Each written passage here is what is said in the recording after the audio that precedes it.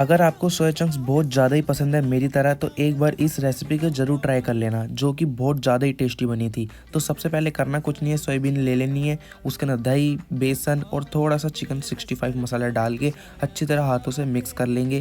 फिर उसके बाद इसको मैरिनेशन के लिए छोड़ देंगे 10 से 15 मिनट के लिए। जब तक मैरिनेशन हो रहा है हम प्याज धो लेंगे। फिर उसके बाद मैरिनेशन से हटाने के बाद थोड़ा सा अरारोट डाल देंगे, आधा छोटा चम्मच।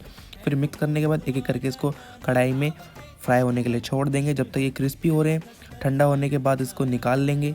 फिर उसके बाद हम डाल लेंगे एक पैन में थोड़ा सा तेल और प्याज को सौटे कर लेंगे। फिर उसके अंदर केचप, थोड़ा सा सॉल्ट, पानी डाल के इसकी एक थिक सी ग्रेवी बना लेंगे।